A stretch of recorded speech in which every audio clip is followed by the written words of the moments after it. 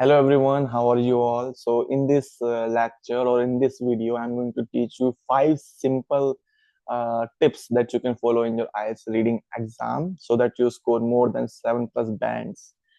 So my name is Vaibhav and you are watching Magnuson Solution, your one-stop solution for IELTS, OET, PTE, DO, DHA, MOH, DOH, even for the NORCET.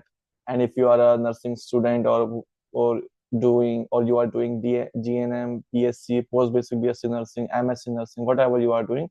So we are having all the courses in our application, which is let me tell you about the name of my application. It's Med Nursing Solution. So you can download it from the Play Store or from the link given in the description.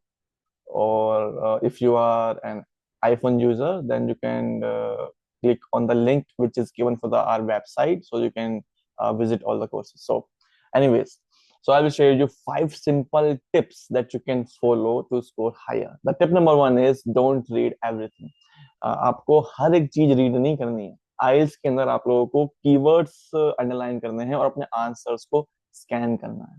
ठीक है, आप लोगों को हर एक line read नहीं करनी है.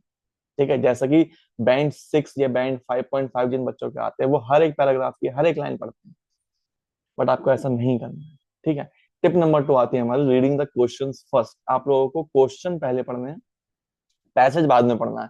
लेकिन अगर मैं बात करूं लिस्ट ऑफ हेडिंग्स की, तो इसमें चीजें उल्टी होती हैं. मतलब आप लोगों को पैराग्राफ पहले पढ़ना पड़ेगा और क्वेश्चंस आपको, और लिस्ट ऑफ हेडिंग्स जो ऑप्शंस होते हैं ना, वो आपको बाद में पढ़ने हैं. बात मैं अगर करूं पैसेज 1 की, अगर पैसेज 1 में आपका लिस्ट ऑफ हेडिंग्स आता है तो आपको पैराग्राफ के स्टार्टिंग की 2 से 3 लाइन में ही आपको अपना आंसर लिस्ट ऑफ हेडिंग्स में पता चल जाएगा कि क्या है. बट अगर मैं बात करूं पैसेज 2 या फिर पैसेज 3 की, तो आपको पूरा पैसेज पढ़ना पड़ेगा. ठीक है, क्योंकि उन्होंने पूरे पैसेज में ही चीजें घुमा के बताई हुई होंगी और अपने आंसर्स को हावर, बट, देयरफॉर, इन कंक्लूजन ऐसे करके चेंज करा हुआ होगा. तो आपको इस चीज का ध्यान रखना है. टिप नंबर 3 आती है हमारी प्रैक्टिस स्किमिंग. अब स्किमिंग मतलब क्या होता है? Skim the first and last lines of each paragraph to understand the main idea quickly. आपको स्किमिंग फॉलो करनी है, स्किमिंग टेक्निक फॉलो करनी है, जो मैंने अपने प्रीवियस वीडियोस में बताया हुई है कि क्या होती है. स्किमिंग में आपको क्या करना है? फर्स्ट और लास्ट लाइंस आपको हर एक पैराग्राफ के अंडरस्टैंड करनी है जल्दी से जल्दी. ये चीज है जो मैंने आपको बताई. टिप नंबर 4 आता है आपका वॉच फॉर सिनोनिम्स. सिनोनिम्स मतलब क्या? The same idea is often return in different words. If you miss the synonym you will miss the answer. अगर आपने सिनोनिम मिस कर दिया तो अपना आंसर भी मिस कर दोगे. टिप नंबर 5 आती है हमारी time yourself. Even if you are practicing, give yourself 18 to 20 minutes per passage so that you can get the competency to complete your reading module in a given period of time, which is 60 minutes. तो मेरी आपको यही suggestion होगी कि आप लोगों को around 12 to 15 minutes में आपको अपना पैसेज 1 करना है.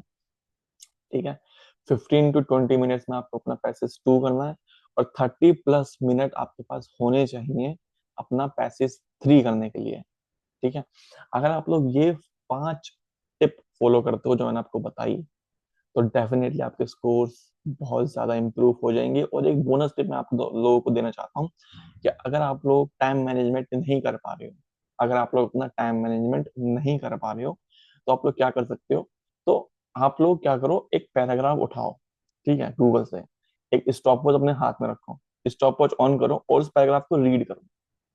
जब 1 मिनट खत्म हो जाएगा ना, अपनी रीडिंग स्टॉप कर देना, और आप लोग जितना भी आपने पैराग्राफ रीड करा उसे कॉपी करना, वर्ड काउंटर पे जाना, वर्ड काउंट करना कि आपने कितने वर्ड रीड करे. सपोज आपने 1 मिनट में 200 वर्ड रीड करे, तो आप लोगों को क्या कॉम्पिटेंसी बिल्ड करनी चाहिए कि आप लोग 1 मिनट में 200 वर्ड से अपने अपने रीडिंग स्पीड को 250 तक लेके जाओ, 300 तक लेके जाओ. जब आप लोग ये इंप्रूवमेंट कर लोगे ना, टाइम मैनेजमेंट कुछ भी नहीं रहेगा आप लोगों के लिए. तो ये बोनस टिप थी जो मैंने अपने एग्जाम में बहुत प्रैक्टिस करी थी इस चीज की. सो आई होप आप लोगों को समझ में आया होगा. जो भी अगर आप लोगों के डाउट्स होंगे, अगर आप लोग पूछना चाहते हो, तो कमेंट बॉक्स में पूछ सकते हो.